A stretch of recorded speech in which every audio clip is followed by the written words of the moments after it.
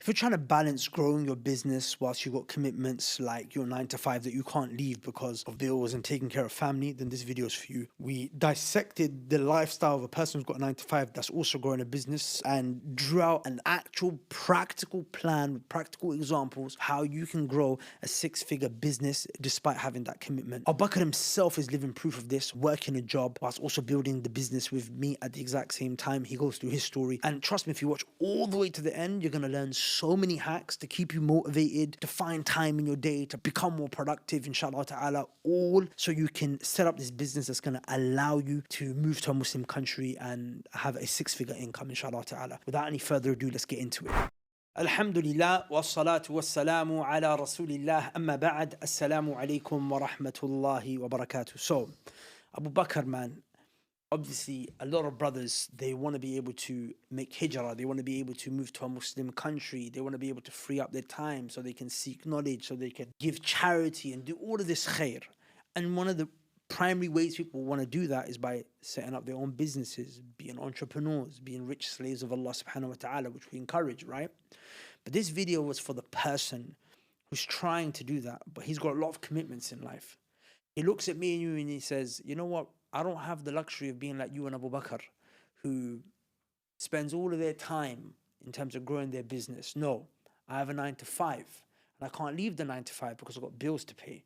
He also says, you know, I've got commitments. I've got so much going on, and maybe I'm married and I have children, and then I've got work, and then I'm trying to grow this business, and it's just not happening. I struggle to even put in a consistent 1-2 hours every day.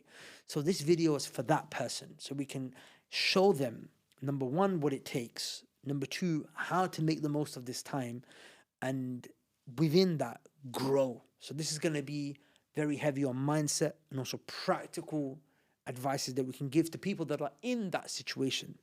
So first and foremost, oh, but where does it start? Like you have to kind of empathize with someone who's in that situation, right? Even you got some sisters in that situation that are, bro, I'm a single mum and I got 3-4 kids and maybe she's even doing a job, right?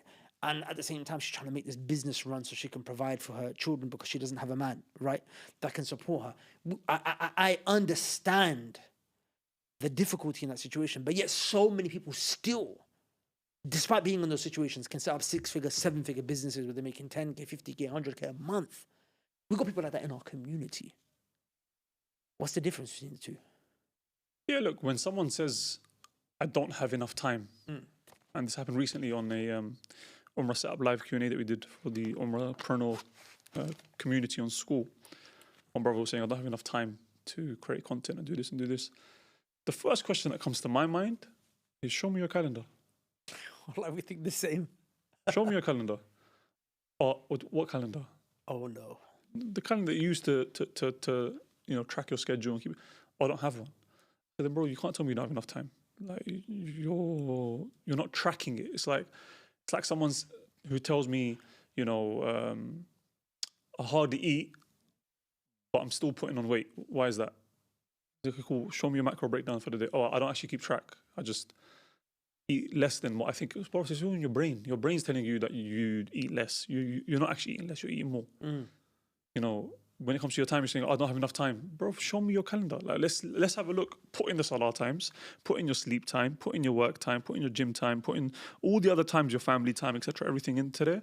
And let's have a look. How much spare time do you actually have? Look at your screen time on your phone. How much time are you spending on other things that you shouldn't be spending time on? That's the first step, bro. The first step is look at your calendar. I understand, bro, it's hard. You got to work, a job, you got to earn a living, you got to provide for a family. But at the end of the day, we all have the same 24 hours. If some people are able to do it, you're able to do it. It's just about being disciplined when it comes to your time, tracking it, and actually having an active role rather than a passive role. So just to kind of explain to people, like how much time you could possibly have, right, if you were to just manage your time properly and prioritize the things that will help get your business off the ground. I want to share a story, right, of a brother that we both know. In fact, he's one of our core team members, right? So this particular brother, he lived in Austria, which is a non-Muslim country in Europe, and he's a revert, and he just wanted to do hijrah. He wanted to move to a Muslim country. So he got married, alhamdulillah, about 2 years ago, and he has a child. So you can imagine he's got responsibilities, right? So he found an opportunity to move to Dubai, and it was going to pay him not a lot. Like he was doing a full-time job, but being paid like one intern would be paid here in Dubai. And usually people from the European Western kind of countries who've got degrees, they're already on a very different salary. But he was offered something even less than that for a full-time wage, and he's a father with a kid. He's got a wife, right? Yeah, he took it. What? Yeah, It's just the order which you said Yeah, that. yeah, yeah. He's a father meant with to a say- kid. You mean he's a husband? He's a husband, yeah. He's a husband. He's got a kid as well, right? So he's got responsibilities. So what did he do? Bro, I have to rate his thing. He got the offer. You helped him get the job, right? Within a week, he was here, and he was working like an absolute dog, bro. He was working like an absolute dog. And he took up a second job.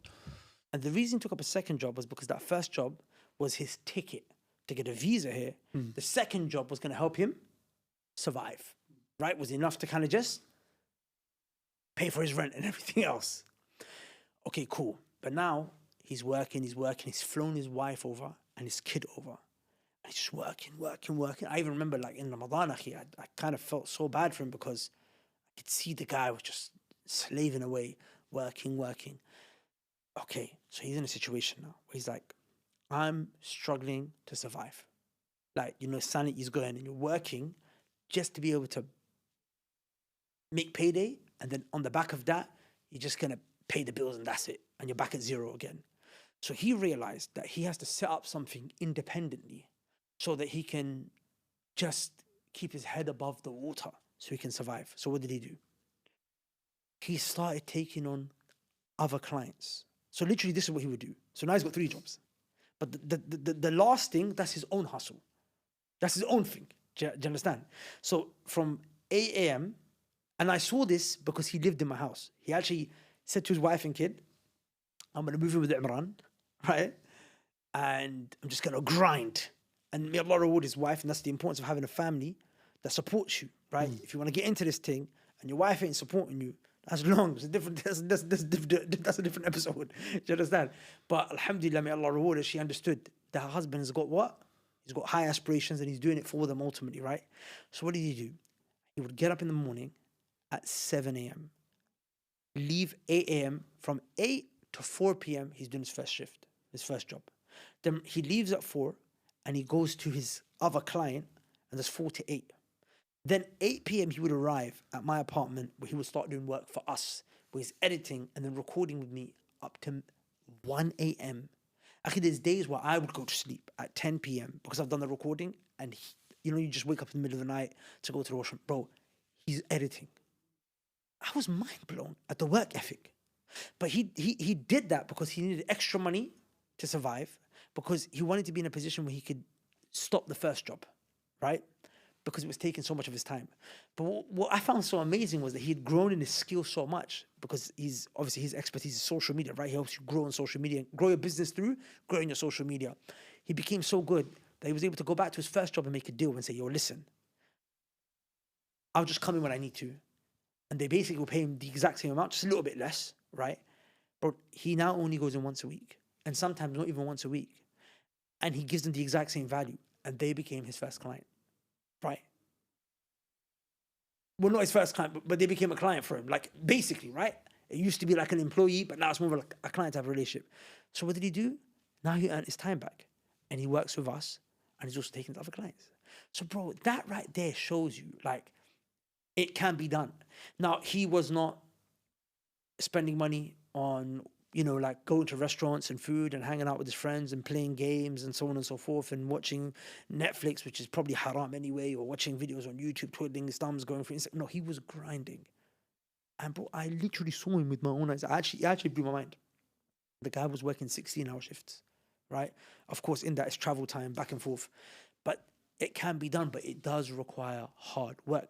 And look, if you want these lofty things such as hijrah and being able to seek knowledge and being able to make so much money that you can take care of your family members and retire your parents, then it requires hard work. Just very quickly, I want to share with you 3 tips that are really going to help you to get cracking in setting up your business. I read this book over a decade ago, and in there, the author mentioned that if you want to make change, there are 3 things that you need to do. So you obviously need to make change, because you need to go from not having a business that's making 6 figures that can give you the lifestyle that you want to having that, right? So you need to make change in your life and in your business to be able to accomplish that. Well, 3 things are needed. Number 1, the knowledge of how to change. Number 2, the motivation to change. And number 3, the supportive community that helps you change. Now, we actually have something called the Righteous and Rich School, where we are training brothers and sisters who are in the exact same situation as yourself to scale their businesses to 6 figures and beyond. Alhamdulillah, those who have businesses and enter, within 2 weeks, they start seeing results. As you can see on screen, these are the wins the brothers were having and sisters were having in such a short period of time.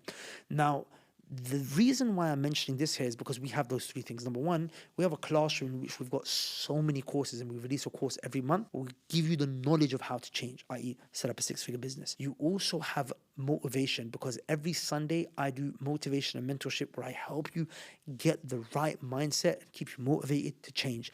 And then the last thing is the right environment, the community. If you go through the community, and just quickly, as you can see us scrolling through here on screen, this community is buzzing. Everyone's supporting each other. And, you wake up in the morning and you see this person's taking this action, this person's taking this action, he's sharing his results, his wins. It just keeps you going. So it's really, really, really, really powerful. You're obviously working on your business, inshallah ta'ala, and I ask Allah to give you success. But if you want to expedite that process, then being on the Righteous and Rich School is definitely something that I think can help you, like 10x your output and productivity, inshallah. So click the link below and check it out. If it makes sense to you, you can book an interview to see if you qualify and make it into the school. With that said, let's get back to the discussion. And I think another thing that you need to look at is also look at that, as you mentioned, he was married with a child. So everyone has a different circumstance, different situation that you're coming into this. So you just have to be conscious of that and then play your cards accordingly. Like myself, for example, when I entered the corporate world, I guess, like I dropped out of uni. I was just with you, doing Islamic studies with you guys, working with you guys on Knowledge College and other, projects that we were doing at the time, completely, on a volunteer basis. But then also I wanted to get married, right? I was a young kid, start practicing, you have desires. But I wasn't in a position of high leverage. It's not like I had a degree or a big job. That's what my parents used to say to me as well when I say to them I want to get married. Yeah, bro, you're 18 years old. You don't have a job. You don't have, a degree. Like, we're gonna get laughed at. Like, it's impossible. We can't do that. I was like, all right, cool. But then I didn't want to stop the time that I was spending with you guys. But I knew something somewhere had to give. Like, there has to be some kind. Either I have to start making money from the time I spend with you guys, or I need to find somewhere else where I can make money.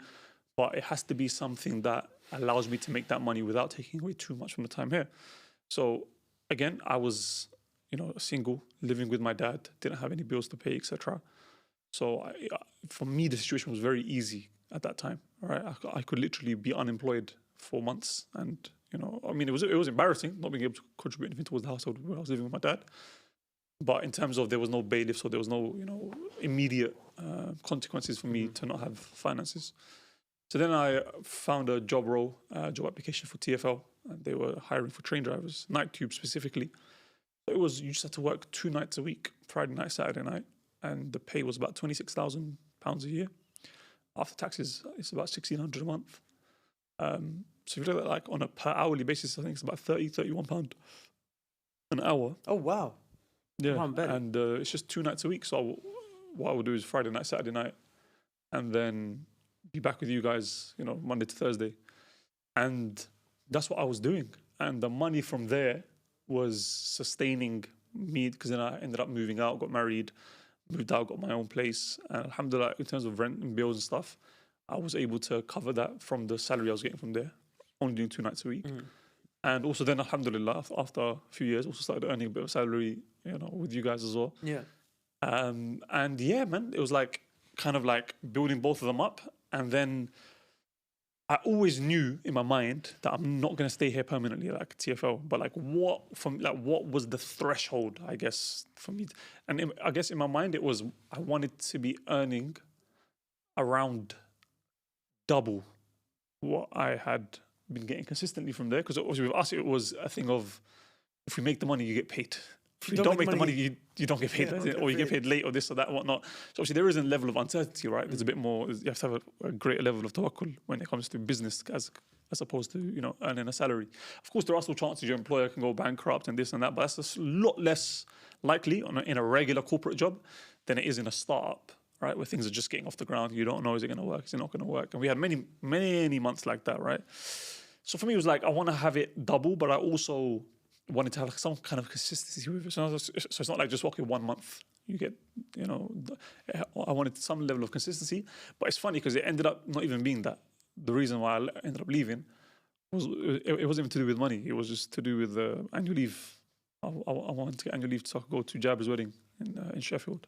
And I'd used up my annual leave on all the Umrah trips that we had done. So they refused my annual. So sorry, I asked for unpaid leave, and they refused. I just quit there and then. I said no.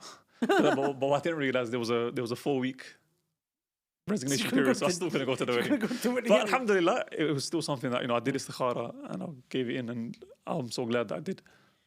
So you know what it is, Abu Bakr? It comes down to just, I feel like a lot of people, man, have this victim mindset, and they feel like with Allah's tawfiq and after Allah Azza wa Jalla's decree, it's like they feel like they don't have a sense of control in their life. Like I don't personally rate that, but there's so much control. Like, okay, cool, you work a job, right, 9 to 5, bro. There's many things you could do. I'm sure you can find a job that pays you the exact same amount, or you could do 4 times a week, right? You were doing a job that was paying you some people's full monthly wage, just working 2 times a week at TFL. Like, did you mention that right now? That was just twice a week. Yeah, Friday night, Saturday night. It was just Friday night, Saturday night. And then you would come and work Monday to Thursday with us in the office, building the business that now you are a 50% shareholder of. Do you understand? So it's like, I even saw a video of some guy in America. I don't know if it's the same in the UK, but it's worth checking out. Like, to be a phlebotomist, which is a person who extracts blood from people, right? Like, takes blood tests. You get paid $25 an hour, and you can get the qualification in like 40 hours or something like that. It's like, bro, just go to ChatGPT 4.0, like 4.0, right? And just say, bro, I'm trying to find a job that pays me £30 an hour, requires 0 qualification, or the qualification process is really, really fast, and the job security is very high, right? What are some ideas? Bro, literally just do that and just keep going back and forth. Okay, cool. You can't find it for 30, 25, 20. And you're probably going to find a job that is going to pay you double what you're doing already, and you don't even have any idea. Like, it's actually ridiculous how easy the opportunities are if you just go out there and look. But we always feel like, what's the word? Helpless. I feel helpless. I'm stuck. Bro, there are so many opportunities that are there for you. It's actually ridiculous. Do you understand? So, yeah, go on. Yeah, no, as in, I call that disposition. Like, your disposition just has to be, whatever it takes, I'm going to get this done. And you will then find a way. But if you're sitting there, as you said, with a victim mindset, and in your mind it's like, I don't have enough time, I'm too busy, I've got so much family to take care of. Bro, there's people out there with multiple wives, multiple families, multiple children from different wives, and multiple businesses that they're running. And bro, they've got enough time in their day.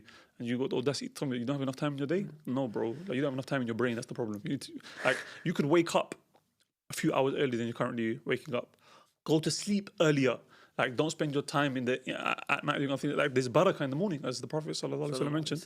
The barakah is in the morning. And wallahi, you find that if you wake up from Fajr, and bro, to be honest, I kind of do empathize with people in the UK, because it's like, bro, Isha is at like 11:30 p.m. and then Fajr's at like 3 a.m. Okay, but you can go back to sleep after Fajr. You can go to sleep after Fajr and 6 a.m. blah, blah, blah. But like, alhamdulillah, at least here we've got some semblance of stability, some semblance of consistency. But yeah, you can still go sleep and get your hours of sleep in, no problem, inshallah. Maybe even break it down, have a nap in the day. But like, for example, you could have 2 days in one. If you wake up early enough from, let's just say 5, 6 a.m. until midday, that's an entire day's worth of work. It's like 6, 7 hours. Then take a nap for a couple of hours. And then 2 till 9, that's another 7 hours, or 3 till 9, another 6 hours. Like, you could literally sleep in between and have 2 days worth of productivity. Give your family their time, your work, your studies, etc. I actually had a call with a brother, right, who's on the Righteous and Rich School. And he's been struggling to set up his business. He's got this great vision for setting up like a project that helps couples husband and wife get closer to Allah and rekindle their passion. He's got an Umrah company as well. It's called Soulmates Umrah. I think his community project that he's making is called Soulmates Hub, something like that, right? And we had the same situation that, bro, I'm struggling with time. I said, open up your calendar right now. I said, I'm going to build out your entire offer for you, but I said, I'm not going to build it out unless you actually implement it, bro. Do you understand? So I said, share your screen, open up your calendar. Lo and behold, qaddar Allah ma sha fa'al, his calendar, empty. I said, bro, you just tell me when you can dedicate 2 hours a day. When? So he said, okay, Monday to Friday, I can dedicate 2 hours, 4:30 to 6:30 every day. I said, right. Huh? PM. PM. I said, write that down. I said, what about the weekends? So I can do 11 a.m. to 1 p.m. Cool. I said, is that all you could do on the weekend? You can't do more? He said, I can also do another hour after Dhuhr. Okay, 2 to 3. Beautiful. So I said, now, look at that. A second ago, you told me I have no time. Now we just established that you've got 10 plus 16 hours. 16 hours. And then I told him how to use this time. And this is the next point, which is really important, because some people are like, oh, I set aside 2 hours, but I'm still not getting enough done. You know why? Because you don't understand the difference between deep work and shallow work. Okay, what's the difference? Deep work is work that requires the brain. And usually when you're a person who's starting up your own business, you need a lot of deep work, which is building the product, creating the content, marketing strategy, writing the emails, building the funnel, blah, blah, blah, so on and so forth. Deep work. All right, so here's the thing. When you're doing deep work, you need to be uninterrupted. I said to him, if you get distracted for even a second in these 2 hours, bro, you didn't do the work. You don't count that as a day that you did the work. My G, it says do not disturb. And my phone is like this 24/7. It's like this 24/7. Do not disturb. So I do not get notifications, right? I do not like notifications. I do not want to see notifications. And the reason I started doing, I only used to do this during my deep work hours. So if I've said, okay, 4 to 6 is when I'm going to work, my phone's on doing this stuff for that time. I was like, whoa, that's amazing. I'm actually able to even have the benefit of not being disturbed when I'm with my daughter. When I'm with my daughter, usually I'm just looking, my phone might ping and I'm like, oh, what's going on? Bro, I have quality time in everything that I do now. But anyway, let's get back to business. You don't realize that your brain takes 15 minutes to recalibrate every time you shift your focus. So in your mind, it was just a quick message, 10-second distraction, 20-second distraction. But the quality of your work when you're coming back to your task at hand, because you were distracted, is going to be less, because the brain takes 15 minutes to recalibrate. So I said to him, listen, this is now 16 hours in the week that you're going to work, and it's going to be pure qualitative work. And what you do in those 2 hours, akhi, inshallah ta'ala, number one, with Allah's tawfiq, if you're obeying Allah and you're sincere, it's going to be barakah in there, which means you're going to be able to do that 2 hours what a man wouldn't be able to do in 6. Number two, you're going to be focused. So you're going to get more done than a man could anyway in that time. And here's what I said to him. This is what something I want you to take from me, inshallah. It's very important right now, right? Is that requires discipline, which you do not have right now. It's a matter of fact. And the reason why you don't have discipline is because people have a very bad relationship with discipline. It's all or nothing. Either I get up every day at 4 a.m. in the morning, pray tahajjud and do this and this and this and read Quran and blah, blah, blah, blah, and then do all these things every day and work on business. I don't do it at all. Brother, that's not how discipline works. Discipline has what? There's 2 components. Number one, it has a degree of flexibility, which is that I might say, I'm going to do this every day, but I'll give myself the flexibility to miss a day if need be. But I'll have a rule for myself. I will never miss 2 days in a row. Guys, this is tactic I'm giving you, right? This is how to overcome even addictions. I have a problem with chocolate, right? And I've tried my whole life to give up chocolate, but my brother, dopamine that comes from that chocolate is so nice. You know what I'm saying? And after a meal, I'm just craving it. But you know what I do? Now I've got a thing of, I won't eat chocolate 2 days in a row. I'll try to not eat chocolate at all, but I won't eat it 2 days in a row. And guess what? Sometimes I go 6 days. Sometimes I go 7 days. I go 8 days. And I haven't had any chocolate. Because I've not said to myself, I won't do it. I've just said to myself, I won't do it 2 days in a row. Do you understand? So this is discipline with a degree of flexibility. And there's a second thing I'll do with discipline, which is that I'll have a minimum that I'll do every day. So on a day where, for example, I might not get my 4 or 5 hours of deep work in, I'll have a minimum. at least 1 hour, at least half an hour. So even on the day where it's like, okay, I didn't get any work done, it's not that I didn't do anything, but I had a minimum level.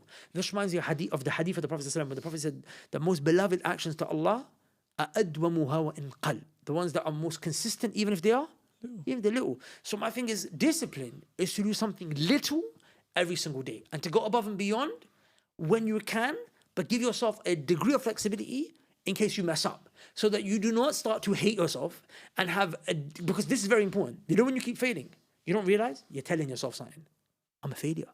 You're telling yourself every time you say, I'm going to be disciplined and do X, and you don't achieve it, what you've actually taught yourself is that, bro, I actually can't do this.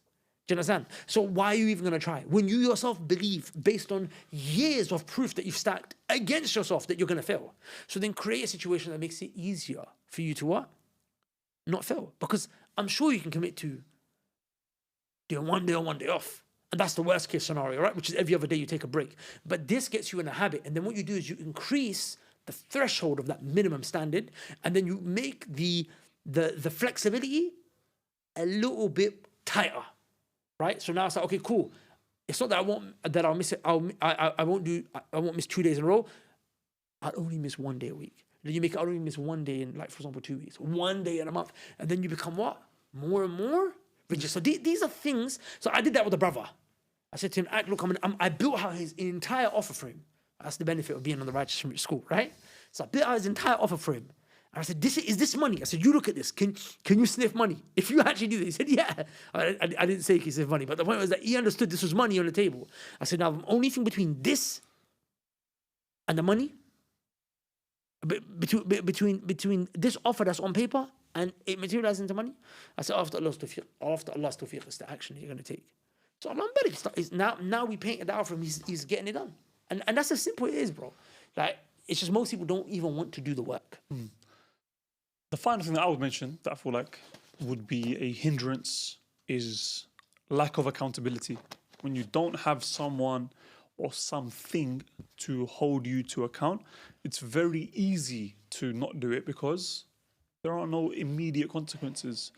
And that's why having someone to hold you to account, I would say, is extremely important. Like, if you can find someone, either someone with similar values, similar vision, similar business ideas, like someone who's got a similar drive to you, and you hold each other to account.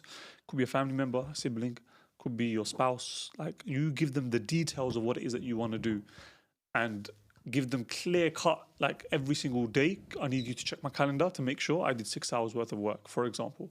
Or every single day I need you to check to make sure that I did my workout, or whatever it is that you're trying to achieve, right? Let's just say in this case, we're talking about business, right?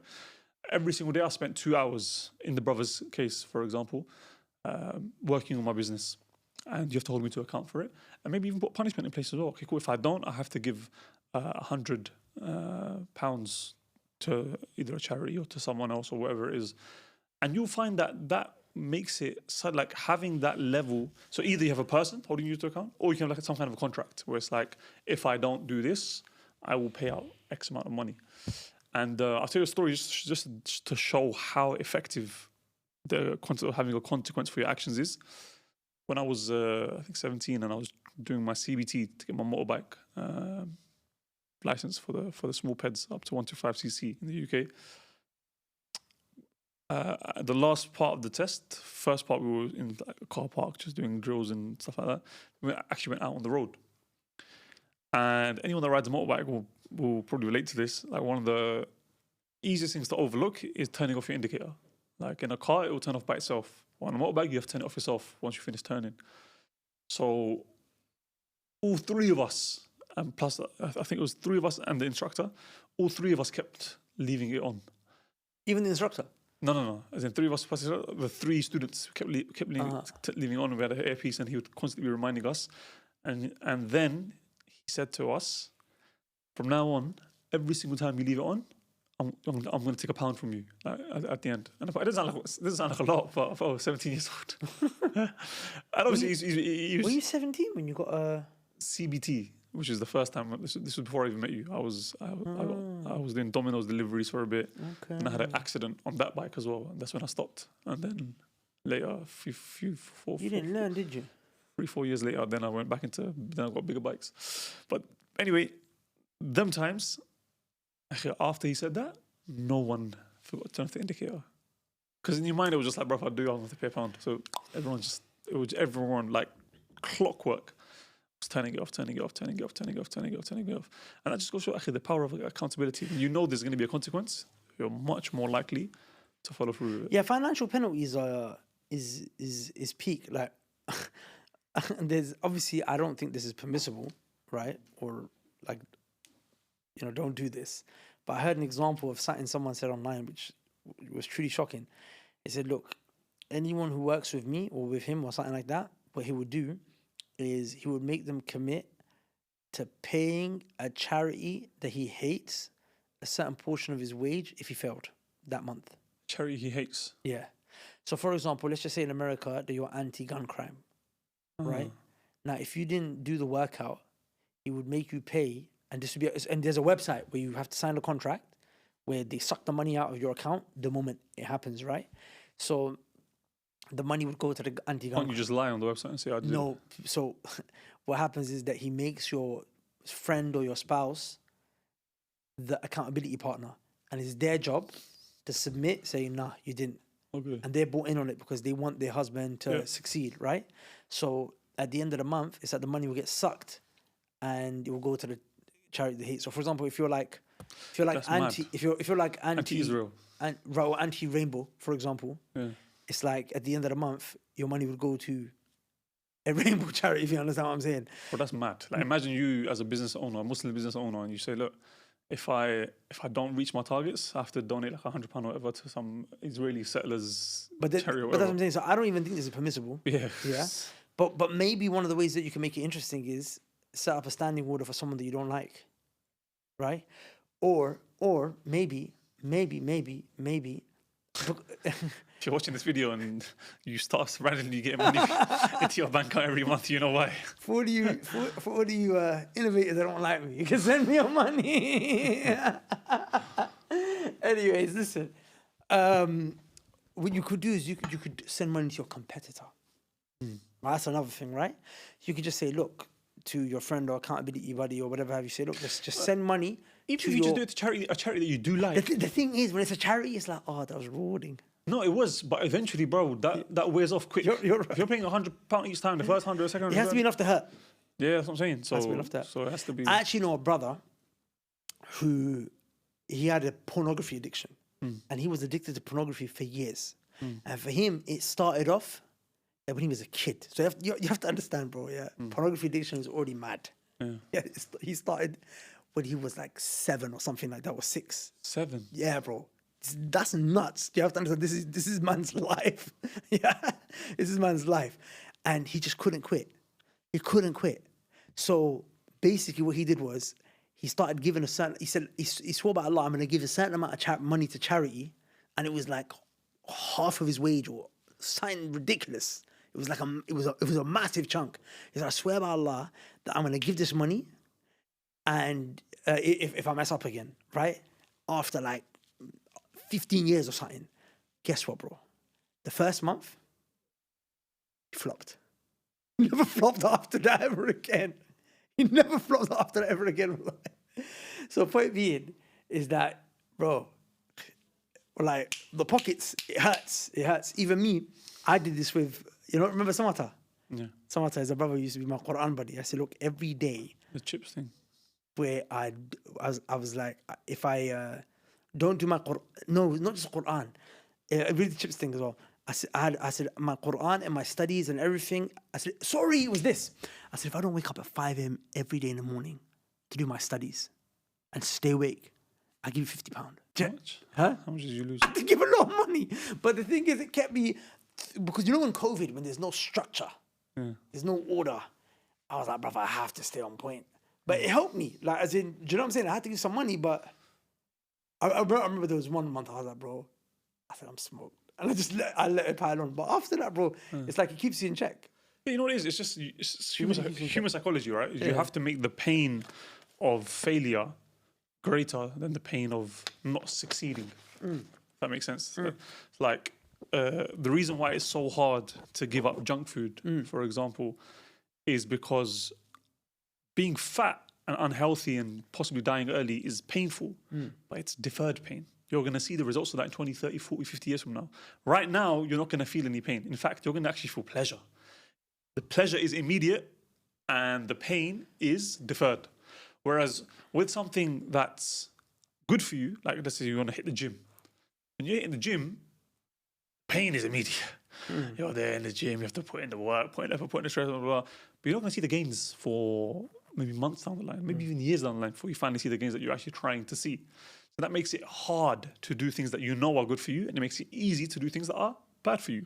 So one way you can kind of, what's the word, reverse engineer your mind, or whatever the term for it is, you can kind of hack your brain, is put in rewards for things that are good for you and put in punishments of things that are bad for you immediate. For example, let's just say someone is trying to save up money, and they have a very bad spending habit.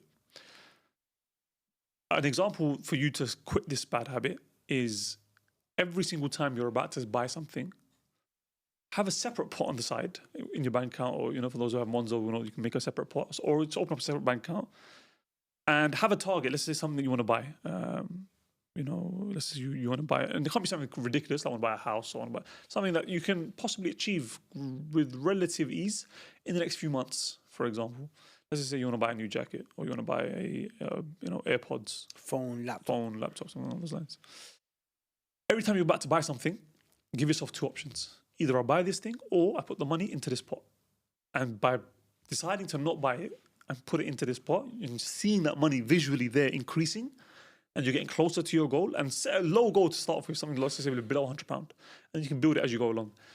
Having that sense of that dopamine that we released when you know that the money's going towards there and you're getting one step closer, that will make it easier to make the right decision in that moment and not do it. And likewise, as you said, having a punishment if you don't achieve it will make it harder for you to not follow through with it as well. So it's just about these simple little things. And bro, before you know it, inshallah, you'll be on your way towards building a successful business. But it's just about discipline. It's just about accountability. It's about putting in the work. And bro, eventually with Allah's tawfiq, you will have a successful business. But don't wait for perfection. Don't wait for, I'm going to start working when I have 8 hours, when I have this, when I have this, when I have this. You're never going to start. Make do what you have today and then build on it. And the last thing I'd like to mention here is that, bro, you've got to be committed. Well, it's not the last and penultimate thing, is you've got to be committed, man. Most people don't commit to something. It's like, bro, you're not committed to anything in your life, bro, except for Call of Duty. Or just shows, it's not even Call of Duty, bro. That's my generation, isn't it? What's these man's generation? Fortnite. No, they're still Call of Duty. They just got more different ones now, isn't it? Bro, just commit. Was Call of Duty your generation? Yeah. Oh, Call of Duty 3? Huh? Which Call of Duty? Modern Warfare 2 and Black Ops Special. Oh, you must have been old then when you were playing. So we used to play that like 8 or 9. Yeah, I was about 20. Yeah. Yeah, I got into it pretty late. Yeah. Okay. Point being is that, bro, just commit to something, bro. You know what I'm saying? Like, there's a story that, and I'll leave on this, yeah, that really, really inspired me the moment I heard it. Uqbat ibn Nafi'. I'll tell two stories, one which is true and one which is not true, but the meaning in it is true. The story of Uqbat ibn Nafi', he was a warrior. He was a warrior from the Muslims, and he had a general from the Muslim army. So he conquered throughout North Africa, spreading Islam, until he came to the ocean in Mauritania, which is on still the north, but like the west side, right, of Africa, about the top. And imagine you're marching forward, conquering land, and you come to ocean. There's no land in front of you. So what does he do? He was a very committed man. He conquered everything, for Allah's sake. But even at the ocean, just this moment is so powerful. He could have just said, there's ocean, forget it. There's no point. You know what he did, bro? He charged into the ocean. He charges into the ocean until the water reaches the top of his horse and he can't go any deeper. And he takes a spear and he stabs it into the sea. And he says, Ya Allah. He said, if I knew that there was men or land beyond the sea, I would have entered it for your sake, but I can't go any further. That was committed. Do you understand? That was a man who was committed. Another example is a story which is not true, but I like the meaning in there, right? And that's the story of Tariq ibn Ziyad. He was a young 17-year-old general, which is true, conquered Spain, which is true. The part of the story which is not true is that he goes to Gibraltar, which was named after him, Jabal Tariq, Gibraltar, from Jabal Tariq, mountain of Tariq. And he stands there and he gives this impassionate speech. And he says, listen, burn the boats, burn the ships. This is not true. This is not true. This part of the story is not true. He says, burn the ships. Burn the ships. Why? He said, either we're going to fight the enemy and conquer, or you're going to drown, swimming back. So burn the ships. The reason why it's not true, this was actually something that was invented by the Christians, because they couldn't understand how a young warrior and his ragtag army, even though it wasn't like ragtag, but like challenged these European forces and destroyed them. So they were like, oh, it must have been that they fought out of desperation. Like that's the story they told. It's not true, because he had borrowed the ships. And sorry, he had rented the ships. He's not going to burn something that he doesn't own, number one. Number two, there's no proof of it. The narration is weak and blah, blah, blah. All this, that, and the other, right? But I like the message, which is what? Burn the boats. Burn the boats, bro. If you want to take over the island, burn the boats. Cut the rope. Cut the safety net. Throw yourself in the deep end. I love that. And that's how I live my life, right? Which is why I decided to never even get a 9-to-5. But that's a discussion for another day, right? But my thing is commit, bro. Commit 100%. And this, you know, when I said penultimate, this is the last part. And put your trust in Allah. Get it cracking. Put your trust in Allah and don't give up. Literally, the hadith of the Prophet ﷺ, احرص على ما ينفعك. Strive to that which benefits you. واستعن بالله, and seek help from Allah. ولا تعجز, and don't you dare give up.